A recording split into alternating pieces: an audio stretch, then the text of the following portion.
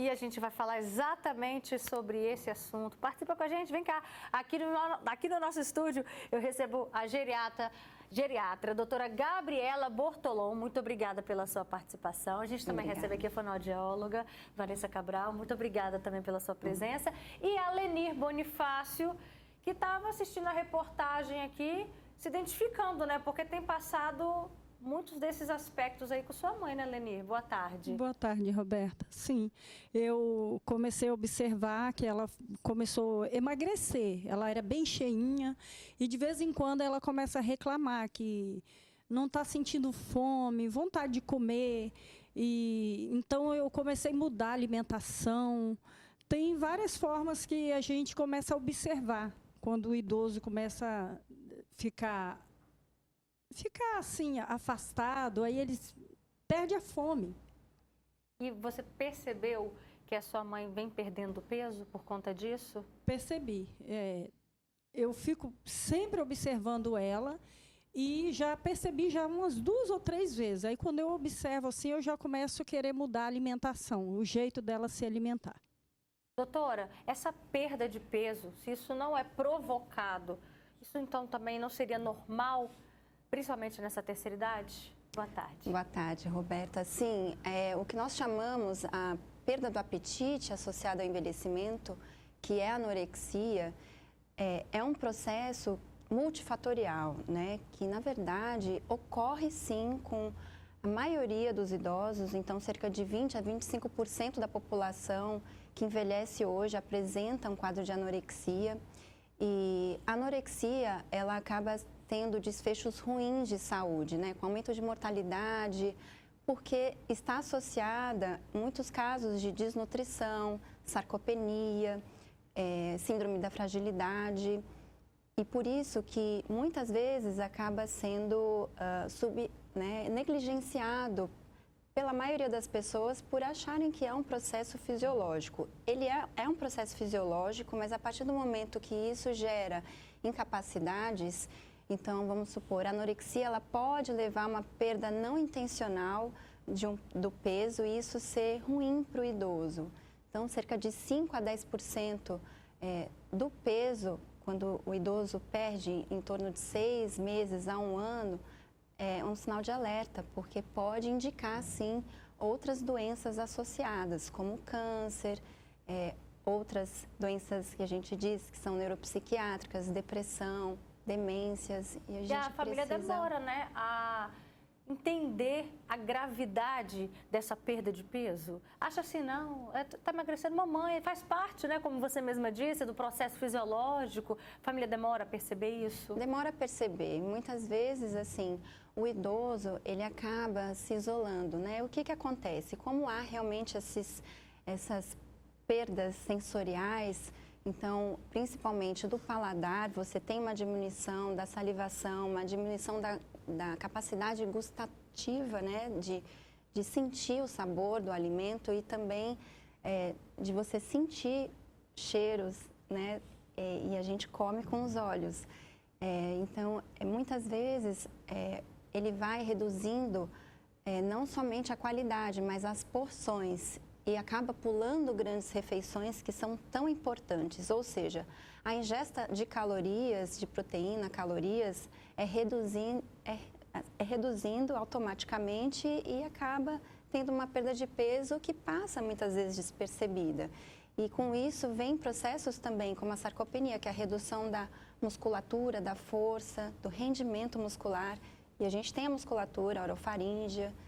Então é interessante a gente perceber isso, né, como muitas pessoas não percebem e as famílias procuram quando o idoso já está totalmente caquético, sem capacidade de deglutir e conseguir nutrir adequadamente essa pessoa idosa. E é por isso que a gente está contando aqui hoje também com a contribuição da Vanessa Cabral, que é fonoaudióloga. É isso mesmo, com o avançar da idade, falando a grosso modo, a gente vai perdendo esse paladar? O que acontece? Então, exatamente isso. Eu sou especialista em disfagia, que é a dificuldade de deglutição.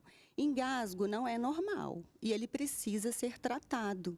E as pessoas às vezes nem entendem, nem sabem que fonoaudiólogo trabalha com isso.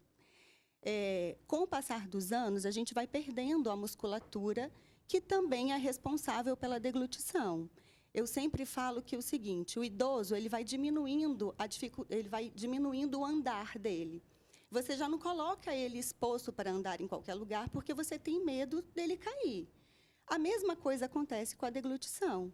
As pessoas vão engasgando, não acham que aquilo tem algum problema, mas aí vai facilitando a comida, vai colocando comida mais pastosa, e você vai trabalhando menos a musculatura, vai oferecendo menos estímulo para aquela parte. E, às vezes, quando chega o paciente para eu poder atender, o paciente já está totalmente com dificuldade. Às vezes, a gente precisa de indicar, que é o que a gente não gosta, via alternativa de alimentação.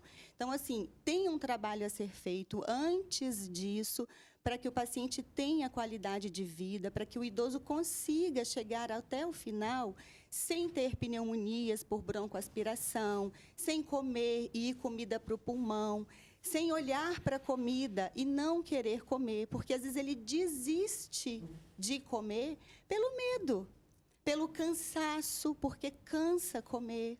Você exige não só da parte da musculatura, mas você também exige da parte respiratória. Porque deglutição ela é um conjunto entre mastigação, respiração. Eu preciso de ter todo um trabalho, né, de coordenação. O engasgo ele acontece quando não há essa coordenação. E a comida vai para o pulmão, ou fica parado em prega vocal, e aí eu preciso de tossir para expulsar esse alimento que estava indo para o lugar errado. E aí, no idoso, acontece uma coisa que ele também diminui a força de tosse. E muitas vezes ele não tem força para tossir e expulsar esse alimento. E é onde a família passa o aperto. A Leni passou, né, Leni? Já passei várias vezes, não só com a saliva também dela própria, quanto com o alimento. E eu tentei, de algumas formas, não consegui, ligava para o SAMU, eles perguntavam a idade, e então eu deixava, fica aí, mãe, saía correndo pela rua, chamava um socorrista, então depois de, às vezes, até de 5 a 10 minutos, da última vez eu pensei que ela não ia voltar. Ela engasgada nesse período todo? Sim. Como é que você fez para tirar sua mãe dessa situação? Então, eu tentei, não consegui, eu saí correndo, gritando na rua, e o rapaz veio e socorreu. E você vem percebendo que ela tem preferido, como a Vanessa acabou de contar, alimentos mais pastosos, às vezes gosta de molhar o pãozinho no café, dela é feijão tudo, batido. Isso, tudo assim. Mas o que? O que mais que ela gosta de comer nessa proposta mais pastosa? Então, a maioria das vezes eu dou de tudo. Eu não bato assim no liquidificador direto, mas eu dou mais pastoso, mais com caldo, tudo, as frutas, por exemplo, que na verdade ela engasga com quase tudo. Então, com líquido, então não tem muita coisa. Eu tento de várias formas. Doutora, vai virando como um bebê, né? Se a gente parar para pensar, exatamente o que os pais da gente faziam com a gente, acaba que se torna um processo inverso, né? Todo esse cuidado, igual a gente está vendo aqui a Leni falando com a mãe dela. Existe um retrocesso, na verdade. O processo de envelhecimento pode estar associado a essas incapacidades. Então, muito possivelmente, pacientes que apresentam um quadro de incapacidade cognitiva, você tem uma desautonomia mesmo de entendimento, né? De que você precisa passar pela fase oral, mastigatória, precisa entender que a deglutição também precisa estar alinhada com o processo de saciedade.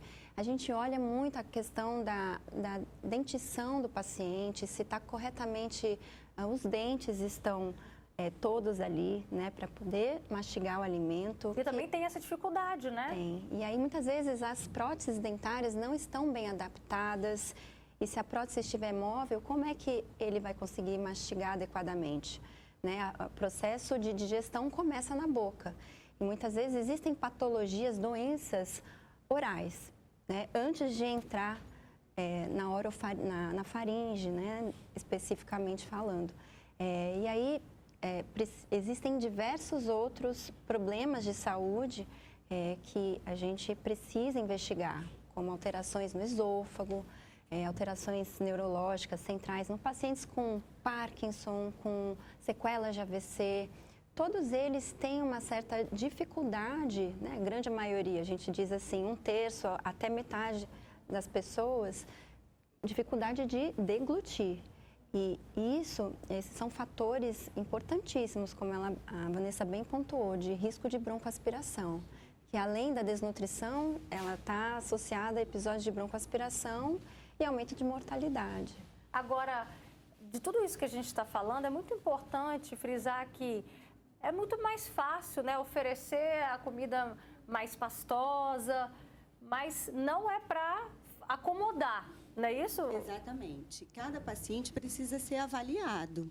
E aí a gente tem uma proposta terapêutica para aquele paciente. É lógico que se ele está engasgando com tudo, a princípio, eu vou facilitar essa comida, oferecendo alimentos macios, pastosos, para que ele não corra o risco. Eu não posso deixar ele no risco de ter uma pneumonia. Mas eu vou trabalhar com esse paciente, trabalhar com a musculatura, trabalhar com a parte respiratória, para favorecer que ele consiga ter prazer em se alimentar. E aí, sugerir, então, pratos bonitos, porque se você oferece comida batida, quem tem desejo de comer? Então, a gente precisa oferecer oportunidade para esse paciente, olhar para a comida e desejar. É muito importante a presença da família junto na hora da alimentação, estar presente, estar junto com esse paciente, porque o idoso ele costuma ficar sozinho e fazer as refeições sozinhas, não ter a presença, isso já desestimula esse paciente, esse idoso, para poder comer. Precisa de entrar, procurar, né, um especialista para poder saber o que está acontecendo, se de fato ele está engasgando. A gente fala, a água engasga muito até com água. A água é o mais difícil. Por quê? O idoso vai perdendo essa musculatura. Eu preciso de uma musculatura boa para segurar a água na boca e ele dá o comando de engolir. Se ele não tem essa musculatura boa de língua, por exemplo, quando coloca a água escorre e ele engasga. Como ela pontuou, engasga até com saliva. Por quê? Porque ele já não tem mais a movimentação dessa musculatura adequada e aí ele engole menos e fica acumulando saliva. Quando ele vai respirar, está com saliva na boca, ele vai puxar e vai engasgar com a saliva. Olha só quantos fatores que estão aí associados, que tem essa ligação com a perda de peso, da qualidade de vida também do idoso. Você imaginava, olha, a perda da massa muscular, perda de massa óssea também, toda essa dificuldade, Leni, que o idoso vai tendo para engolir. Você imaginava que tudo isso pudesse impactar, por exemplo, a sua mãe? Tivesse refletido aí como a perda de peso dela? Eu não imaginava tudo isso, né? Mas a gente procura ficar sempre observando e ajudar em tudo que pode, sempre presente para poder ajudar ela a superar esse momento. Por exemplo, a fase aí, da alimentação, acompanhar a alimentação, você consegue acompanhar? Acompanho, almoço com ela. Como eu não trabalho fora, então a gente faz tudo juntos. Tudo ali, eu acompanho o café, eu acompanho a medicação, eu acompanho o almoço, a janta, tudo dela é acompanhado, porque eu tenho muito medo de passar mal e eu não conseguir socorrer. Tá certo. Obrigada, então, viu, Leni, pela sua participação. Obrigada, Vanessa, também, pela sua contribuição. E a doutora Gabriela também pela sua presença, viu? Obrigada, Um beijo, gente. Boa tarde.